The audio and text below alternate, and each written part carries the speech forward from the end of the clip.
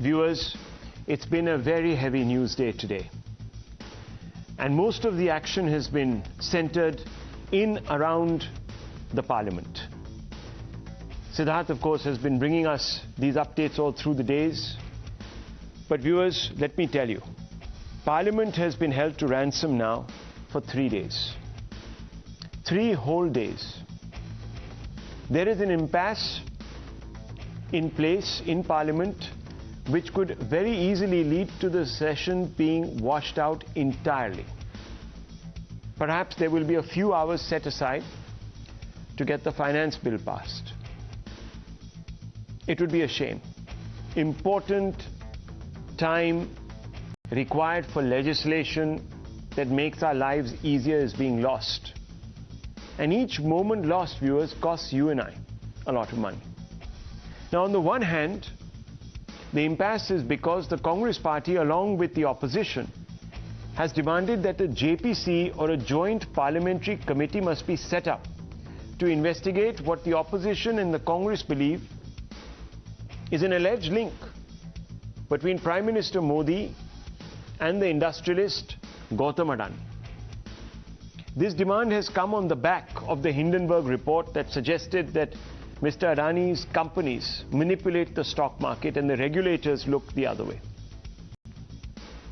On the other hand, viewers, the BJP wants Rahul Gandhi to apologize for maligning India's image abroad. In London and other parts of the UK, specifically at Cambridge, Rahul Gandhi recently suggested that democracy was dead in India and that MPs like him aren't allowed to have their say in Parliament because their mics are muted. Now, viewers, let's look at some of these demands. On the one side, the demand for a JPC, and on the other side, this business of suggesting that Rahul Gandhi has basically undermined India's democracy and maligned the country's image. Let's look at the first demand, that of a JPC that has brought the House to a standstill. And viewers, it's a rather contradictory demand. While there is no denying that the Congress and the rest of the opposition is well within its rights to demand a JPC, let me jog your memory back to a time when the Congress itself, when it was in power in 2010, disparaged the idea of setting up a JPC. At that time, viewers, the Congress was besieged by corruption allegations.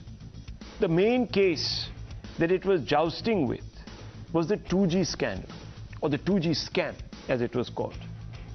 Now, at that time, it refused to entertain the idea of a JPC. Why? Because it said that such a JPC is ill-equipped to probe the 2G scam because it is an entirely political body. So it would be naturally partisan. That there were 37 parties in Parliament, but only 7 would be represented within the JPC. So there was every chance of the JPC being loaded in a partisan manner against the UPA of that time. Pawan Bansal, who was at that period the Parliamentary Affairs Minister, also, viewers,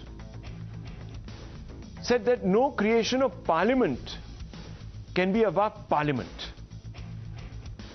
So that was the considered view of the UPA then. Don't set up a JPC. Usually JPCs are political. They don't get the job done. And in this case, viewers, of course, the job that the Congress and the opposition want done is to examine the links between Adani and Modi. Second, viewers, the demand for a JPC preempts the Supreme Court. The Apex Court has already constituted a 5-member committee to look into alleged stock manipulation by the Adani Group on the basis of what has been claimed and whether the regulatory framework was robust enough to pick it out. And even if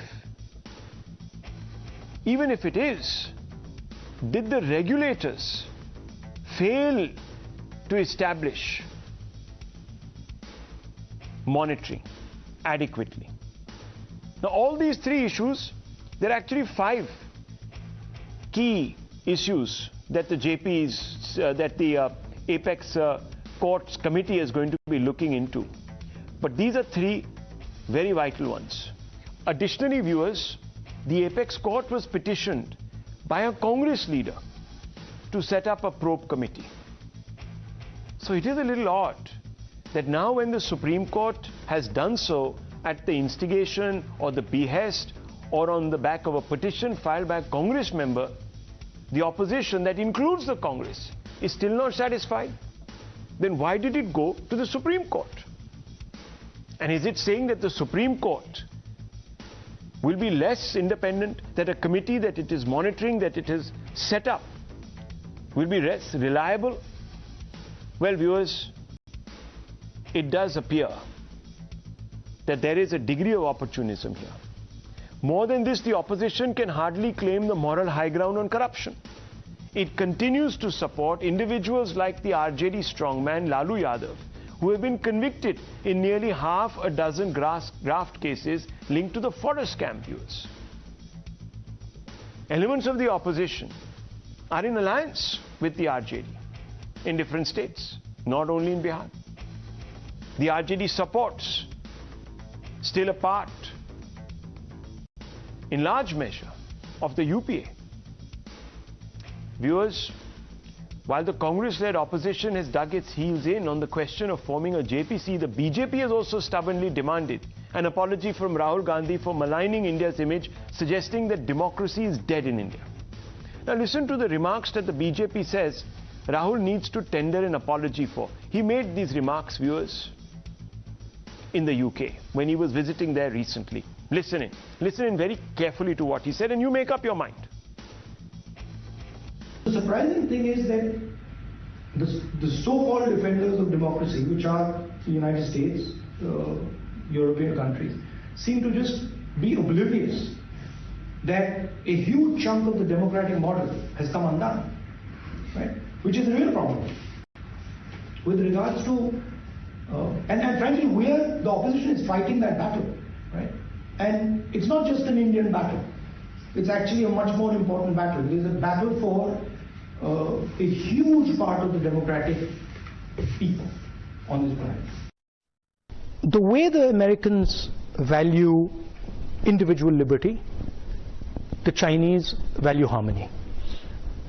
They are not, individual liberty is not central to their idea. Okay, their idea is much more about the society being in harmony.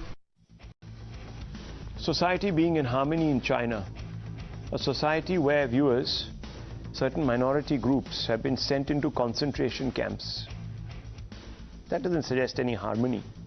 Where Tibetans, viewers, forget about the Uyghur Muslims who are in the concentration camps, but Tibetans, just ask them. Whoever's left there has been forced to adopt the Han Chinese way. Lhasa, as it exists, viewers, has been colonized. It's been reduced to a servile rump of the Chinese state. Viewers, look at what the Chinese have done to Hong Kong, and further afield what they're threatening to do to both India and Taiwan. Think about that. And Rahul Gandhi goes there and suggests that China is on some higher pedestal than India. And then, of course, seeks third-party intervention in India's affairs. There's another soundbite which I think we missed out upon, where he went out and said that mics are deliberately in Parliament muted so that people can't speak. We'll bring that out in the course of the debate, viewers. I'll get the producers to ensure that we listen to that. While Rahul rages on about the death of democracy in India and calls for foreign intervention and extols the virtues of an authoritarian state like China, he and his own party can hardly claim that they are safeguarding democracy here either. Here are some more hard facts for you to ponder that establish that the Congress is being hypocritical, viewers, and I always bring out the hard facts so that you get closer to the truth. This is as much a service as I do for myself to build a strong argument as it is much a service I do for you, viewers, so that you are empowered with topics that you can then discuss with confidence. Now, it's odd, viewers. Parliament is the heart of any democracy. So it stands to reason that you would want very much to go to Parliament, go to the Sansad, not absent yourself from the Sansad, so that you can speak up for the people's interests that you claim to represent. And we're of course here talking about Rahul Gandhi, but he returns from the UK and he skips Parliament totally. Viewers, his attendance record is at 52%, which is way below the national average of 79%. So he doesn't even respect the sanctity of Parliament. He's been elected by you and I, viewers. I'm being presumptuous here. I don't vote, but maybe some of you have. To speak up for you. But he does so on social media, not in Parliament. That's odd. And he talks about how he's muted in Parliament. Well, you don't show up. Then how will you be muted? His party has disrupted sessions of Parliament with chants and placards and sloganeering, not just over the last 3 days, but viewers also in the past. And this is the same party that used to chide the opposition then, the BJP, for doing so. So you see, viewers, when in power, you do something. When out of power, you do something completely different. His party men, and they're just not one, there are several. This gentleman on your screen, Sukhjinder Randhawa, is only the latest. He's the Congress state in charge of Rajasthan, and he said, time to finish off Modi to save the country. So viewers, what are you advocating here? That you should bump off, put into the cupboard your adversary. That's hardly democratic. That's what certain other dictators do, or authoritarian leaders do in their country. Viewers, it's odd that Rahul Gandhi talks about democracy when he stays very silent. When his key ally, when the Congress's key ally, the DMK, booked journalists recently, journalists. 2 were booked for allegedly spreading false news on migrant attacks in Tamil Nadu.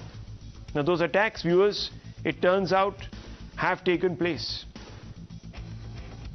His own chief minister in Rajasthan, the Congress chief minister in Rajasthan, locked up or detained the widows of Pulwama martyrs. They were shunted and detained for holding a peaceful stir demanding certain relief that was promised to them. He hails authoritarian China and he talks about democracy. This is what Rahul Gandhi said, in fact, as I just played out for you in Cambridge. He hails China. He puts it at a higher pedestal. He said it offers an idea of prosperity to its neighbors. It's bankrupted Sri Lanka. It owns Pakistan. And this man thinks that they're bringing prosperity to their neighbors. Viewers, had the Chinese not parked so many troops on our borders, we wouldn't be spending so much money, diverting so much money to keep them out. That money would have been spent on other nice things. How is that in any way bringing prosperity to its neighbors? Something is very wrong here. The BJP, of course, has spared no opportunity to attack Rahul precisely on this duplicity. It's also, however, perhaps taking a bit too far by holding up Parliament, expecting him to apologize, because he won't. So you're going to have a washout. But nonetheless, listen in to Smita Irani. Democracy, Mr. Gandhi, is not in peril. The Congress party has been brought to political perish by the people of India for this very behavior that you exhibited against the nation state overseas. When the Gandhi family directs congressmen and women to tear papers and throw it at the speaker's chair in the Lok Sabha, is that democracy? When the Gandhi family directs congressmen in Rajya Sabha to tear books, jump on tables and humiliate the chair of the Vice President of India in Parliament. Is that democracy?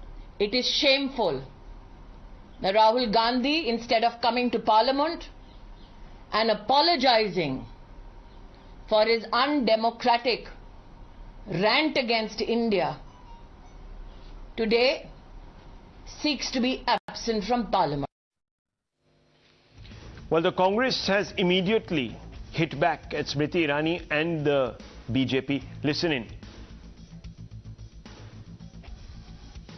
जब Modi ji 5-6 countries में जाके हमारे देश के लोगों को humiliate किया और हमसे ये कहा गया कि चंद कंट्री में जाके कि हिंदुस्तान में पैदा होना एक बहुत बड़ा पाप है, उन्होंने कहा। तो ये ऐसे लोग, अगर डेमोक्रेसी यहाँ खत्म हो रही है, फ्रीडम ऑफ एक्सप्रेशन को कमजोर किया जा रहा है, फ्रीडम ऑफ स्पीच को कमजोर किया जा रहा है, सब टीवी चैनल्स को दबाया जा रहा है और जो लोग सच बोलते हैं उनको जेल में डाला जाता है, तो ये डेमोक्रेसी को खत्म करने की प्रक्रिया नहीं है तो और क्या है? तो इसीलिए माफी का सवाल नहीं। Why should he apologize? Again, I've repeatedly said, anybody in public life will always raise issues in all forums given to them. Rahul Gandhi ने गलत क्या बोला तो देश में डेमोक्रेसी बची नहीं है। Well, let's just open this up and let's get a sense from people who observe politics first. So let me bring in Smita Prakash, editor of ANI, and Abhijit Iyer Mitra, senior fellow of the IPCS. Also, we have, of course, Rajiv Pratap Ruby, member of Parliament and national spokesperson of the BJP. From the Congress, we have Lokesh Jindal. Smita Prakash, let me ask you this. There is a great fear today. There is a great fear that once again, constituents of Parliament are playing to the galleries.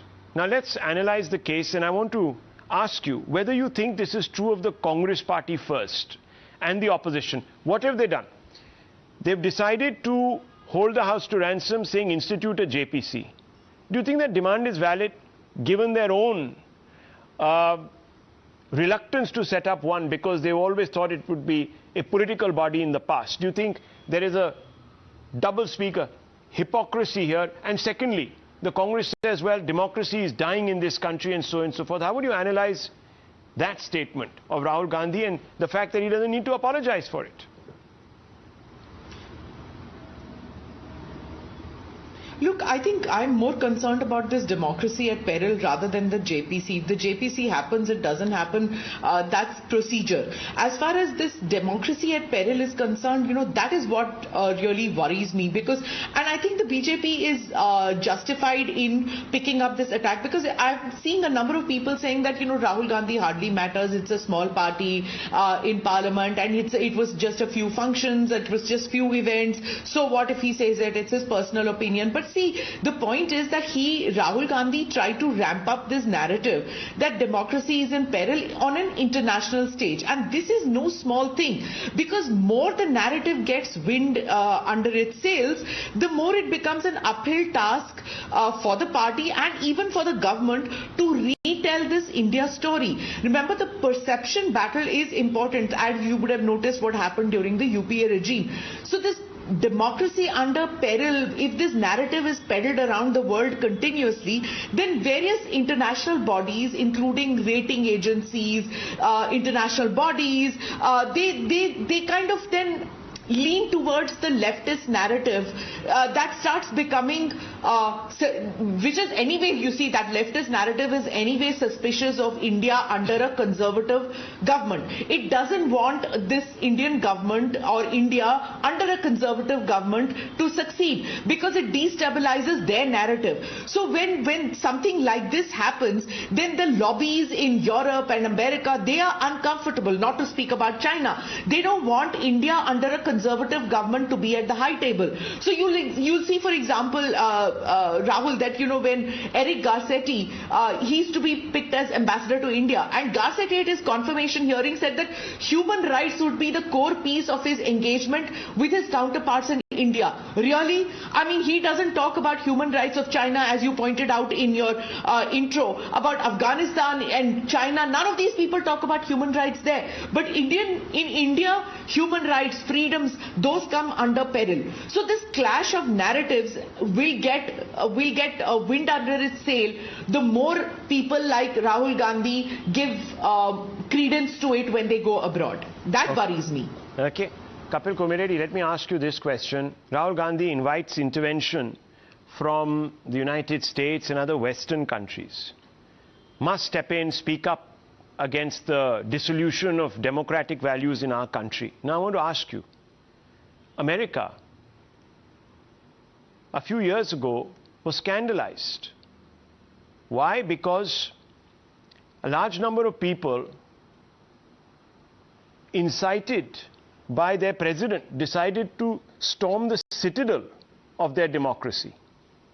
Are you telling me that democracy is alive and kicking in the way that you think it should be?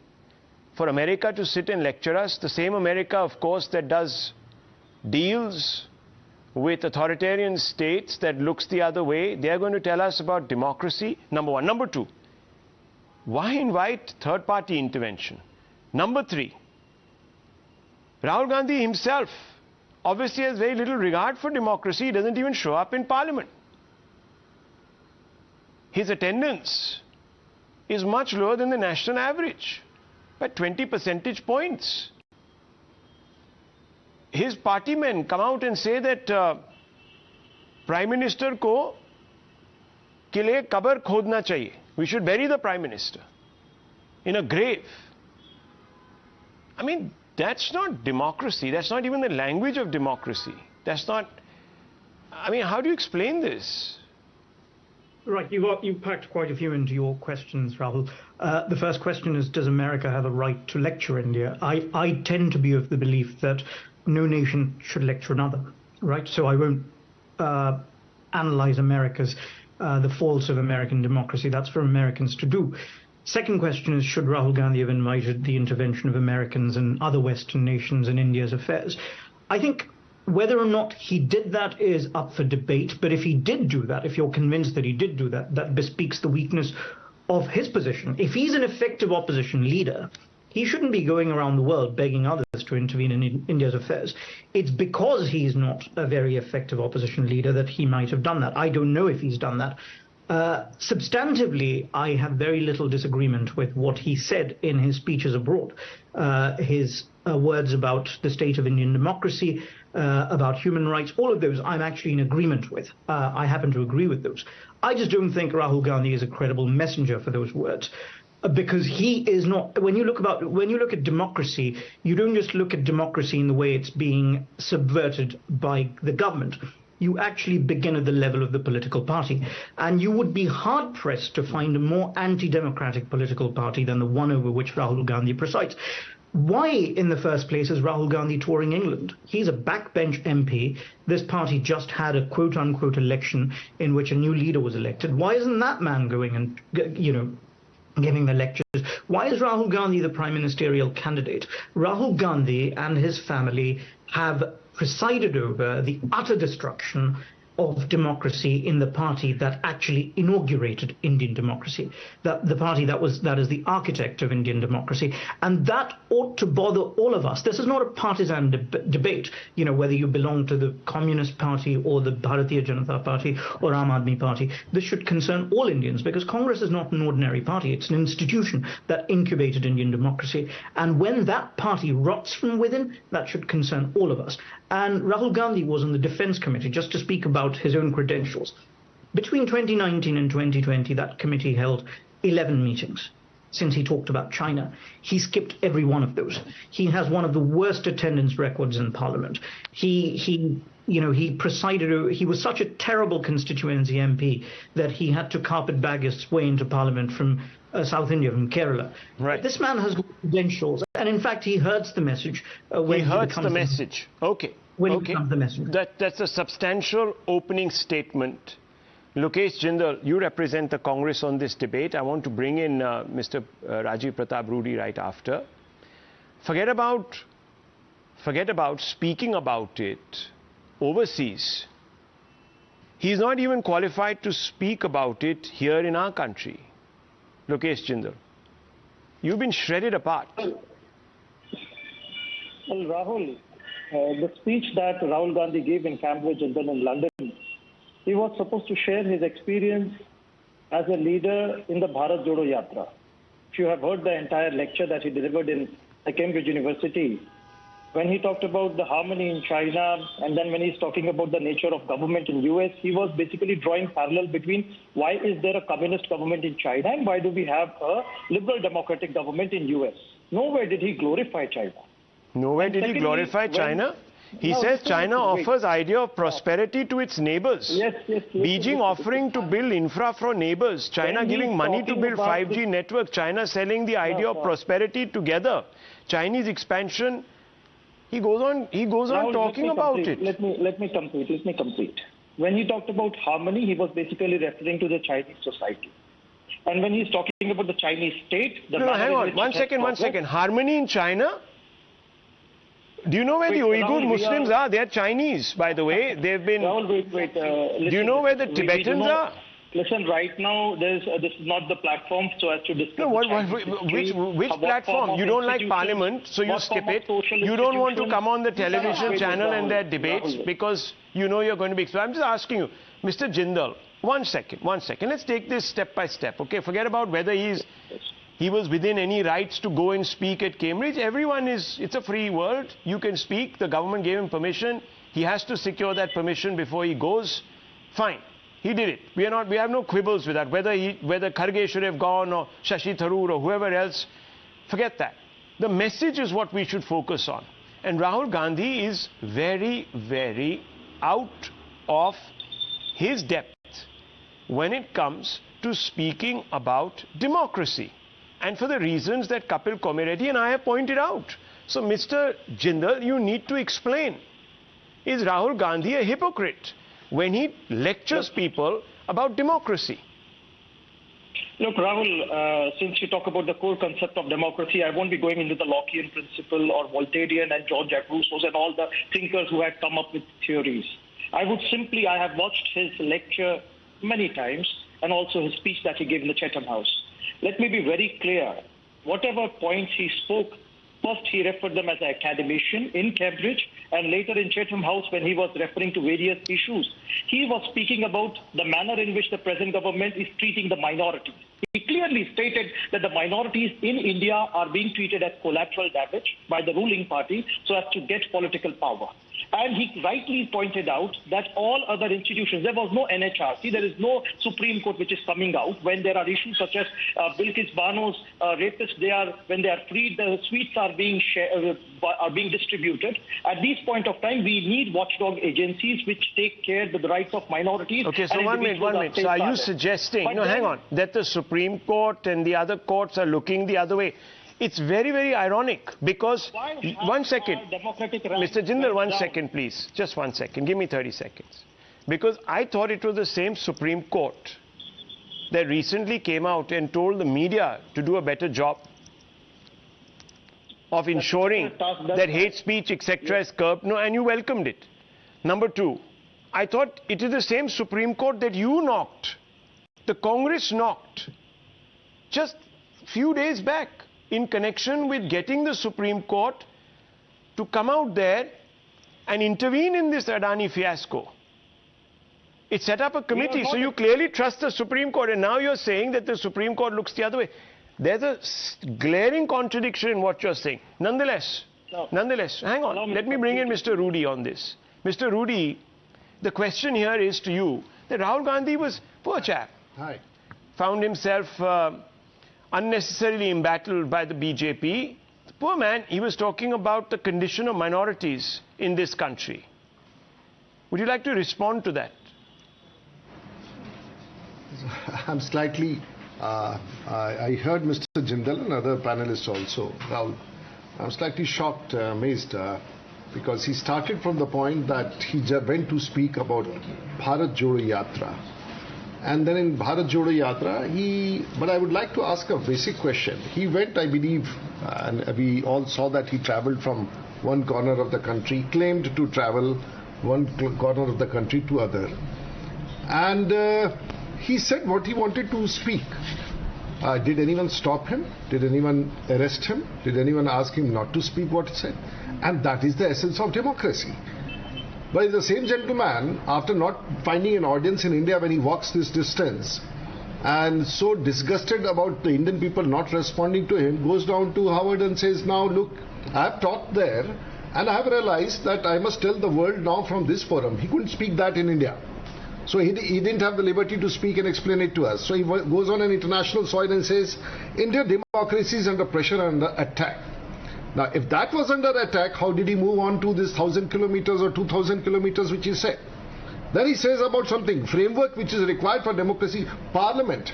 Now he shuns the Parliament. He doesn't go to Parliament. At least I can be credited to be a person who is in Parliament, and I have an attendance record of 99%. But he says Parliament doesn't function because he doesn't reach Parliament, so Parliament doesn't function.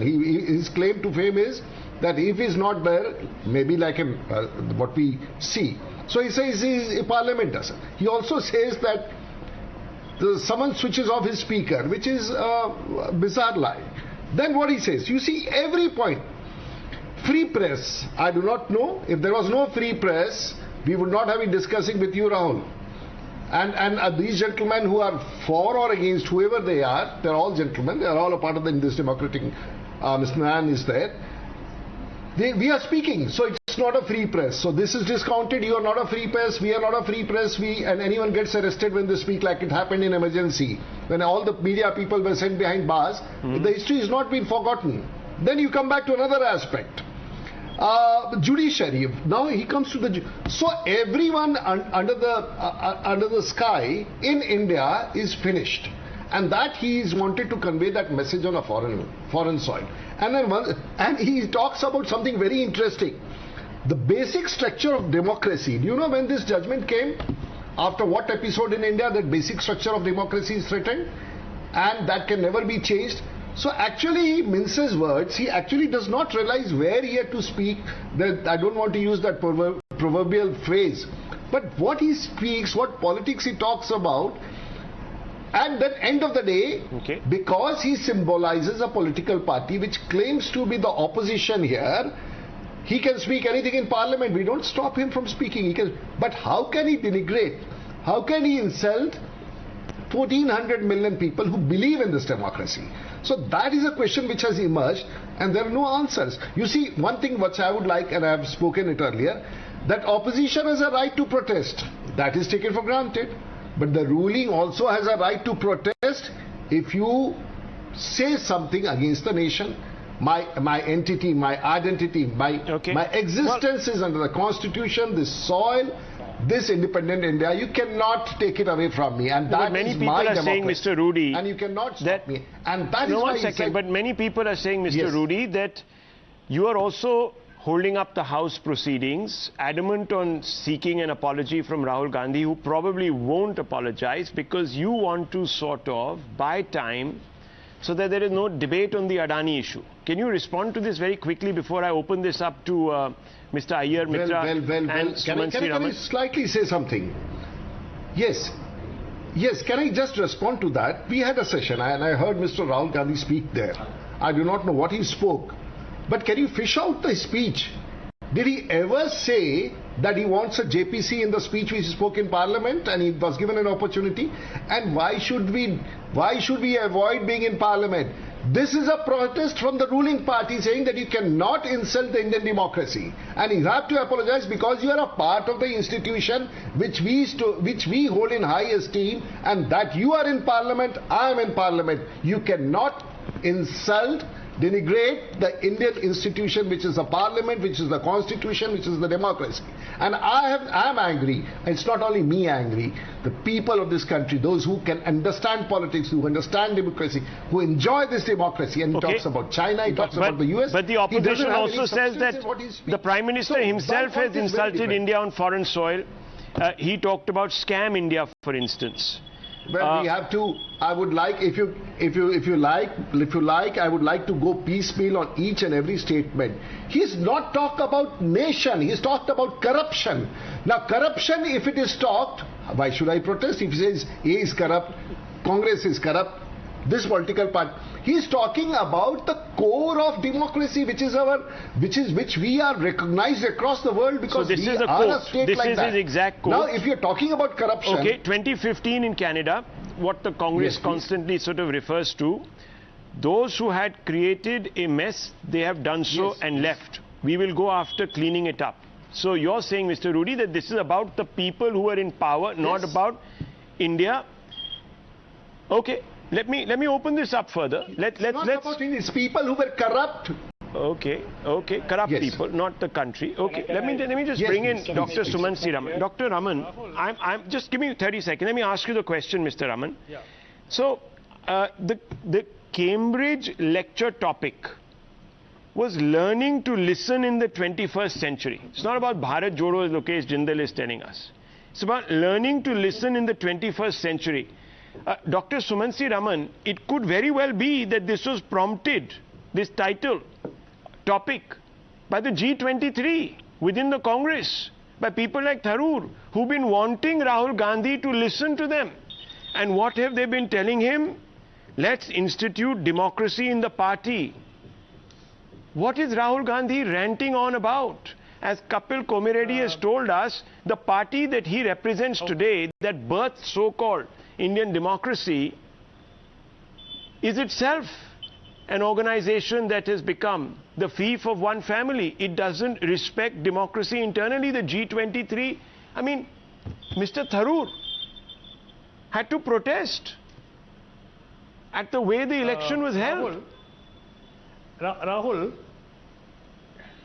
yeah, if I can speak now, 2-3 very quick points, Rahul. One, learning to listen. The title of the speech was explained very well in the speech itself, when he said that during the Bharat Jodo Yatra, more than speaking, he found himself listening to the various people who came up to him, and he gave several examples there. So that's point number one.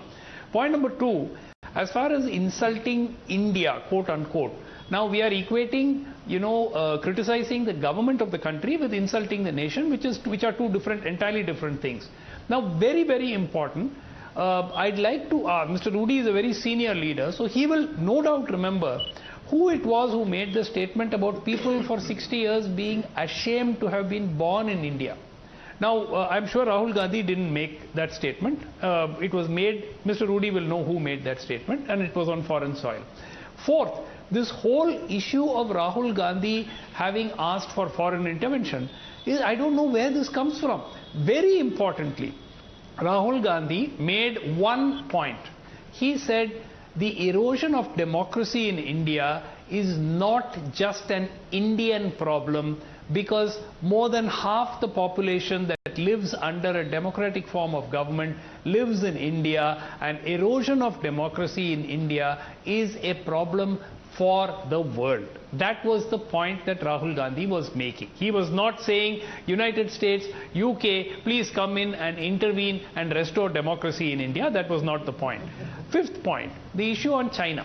He spoke about economic prosperity in the neighbors of China. Are you aware that imports from China to India have zoomed, and at last count, I think in 2022, the imports from China alone were $97 billion of imports coming into India from China. Now, this is at an all-time high.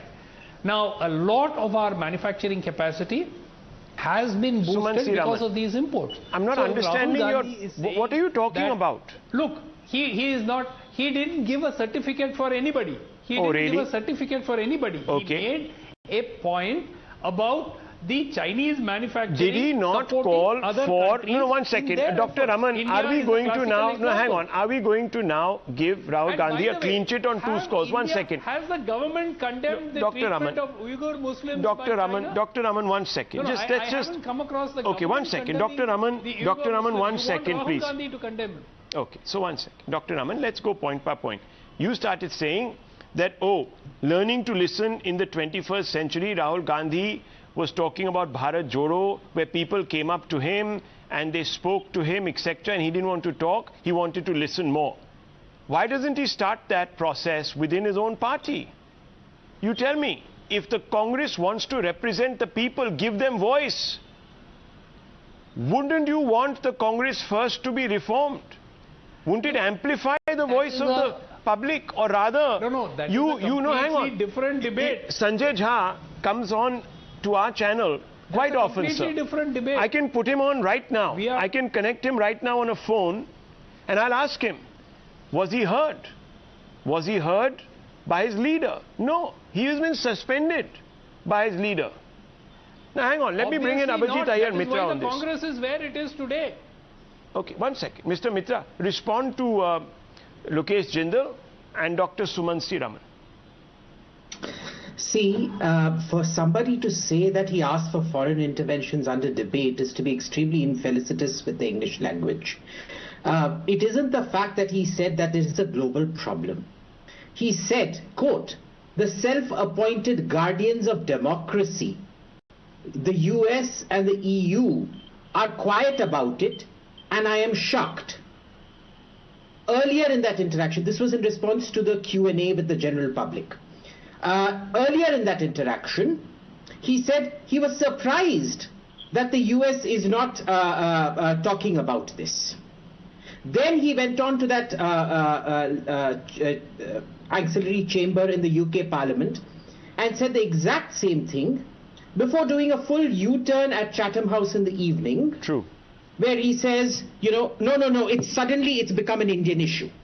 After 24 hours of saying that, you know, it's a global issue, it's suddenly become an Indian issue. Yeah, he said, first of all, this is our problem, it's an internal problem. This is what he said in Chatham House, right after making those initial invocations to the West to intervene. After twice very specifically naming the US and the EU and saying that he was shocked and surprised that they weren't talking about this or raising a hue and cry about this, number one.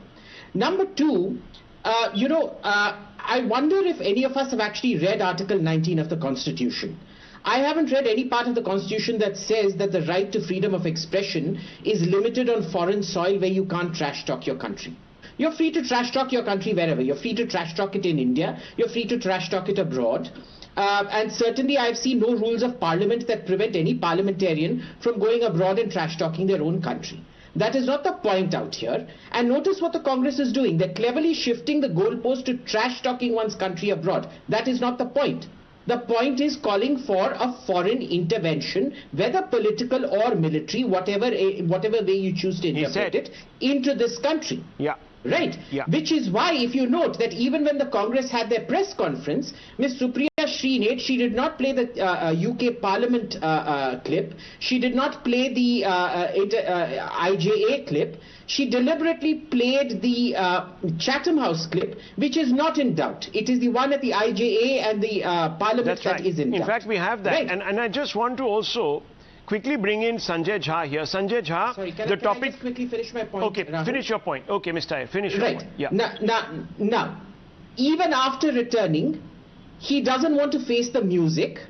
He doesn't want to give his own answers because he's behaving like a spoiled child where mummy has to defend him or Uncle Kharge has to defend him, and poor Mr. Kharge has to stand up in Parliament and defend the indefensible while he's playing hide and seek somewhere like a naughty, true, errant little child running away and hiding in mummy's cupboard or wherever it is. Okay. Lastly, I don't think the BJP is serious about this either, because he has violated his oath of parliament. If the BJP were serious about this, why aren't they moving a privilege motion against him?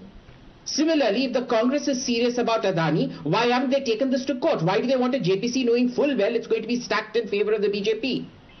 Well, they have actually. So what's happening in Parliament is just a joke. It's a joke. It's a joke. One second, very quickly. Very quickly, one second. The BJP, one second. Let me just bring in the BJP MP, Mr. Rudy. Go ahead with the privilege motion, says Mr. Iyer. Why are you not doing that? Okay, since I am a part of the privilege committee, it would not be fair for me to divulge certain facts. But the only thing which I can say here, that there is a motion, and there is a motion under consideration, and the evidences are taking place, and the evidence will also take place tomorrow, and that is on. So Indian democracy and the Indian Parliament is very strong. The members of Parliament are not weak. They understand the privilege, and the privilege motion is on because it's in public domain. But what is happening there And I can I'm tell just you asking you, take a that position, Indian sir, tonight. Don't parliament waffle. becomes very upset. Say, why aren't you taking this? Don't tell me that there will be conflict of interest, etc., etc. Do you believe? You didn't hear me? No, just don't tell me. I think, Rahul, you didn't hear me. I think, Rahul, you didn't. Okay. No, you didn't hear me. I said there is a motion. There is a privilege motion. There is a privilege. I said that, but I cannot divulge the proceedings because I'm a part of it. So they're putting their mouth. Number two. Putting their money where their mouth is, Mr. Iyer. Okay. No, one second. Let me just very quickly. The details, it is going to come out. Okay. It's going to come up in a few days. Wrong. Very quickly. Mr. Jha, since you've joined us, you know, I just talked about you and there you are. I'm very glad. Look, the topic for this debate was learning to listen in the 21st century, and Kapil Komireddi talks about how Rahul Gandhi is ill-suited, unqualified to speak about democracy because the Congress itself today suffers from a democratic deficit. So I just want to ask you, did Rahul Gandhi and the Congress leadership listen to G23 and individuals like you since they're so adept at listening to India? Did they listen to you? Very quick question and I'll move on. Rahul ji जरा हमको बीच में नहीं टोकिएगा तो हम आपको संक्षेप में जवाब दे देते हैं। सुनिए जरा 2 मिनट। सबसे पहले भाजपा खुलेआम झूठ फैला रही है। I didn't bring you on to this debate. No, I'm just no. Just answer my question because we've done that entire debate. I just want to ask you: did the Congress? Why are you suspended from the Congress, sir? अरे भैया हम हमारे बारे में बात कर रहे हैं। हाँ, आपके राहुल जी के बारे में बात कीजिए। Okay. I think we've dialed him at the wrong appointed hour. The one who needs to apologize. I want to ask a question, Rahul. Okay, forget it. No, I'm not entertaining you, sir, on the debate as a panelist. You would have been here. Let's move on. Sorry. I just wanted to ask a simple question. Now maybe the equations have changed in the Congress party, so Mr. Jha has crawled back under the blanket of the Congress and now doesn't want to speak up. But let me tell you, he's still a suspended member of the Congress party, viewers. And I can tell you that he was suspended by his own admission because he demanded that the party become more democratic. And he has talked about it here. Maybe there's a reconciliation happening, and I, of course, Mr. Jha, even that will mean that you will not appear on Times Now again, because if you become a member of the Congress, they won't allow you because they respect democracy so much. Nonetheless, I hope you do get reinstated.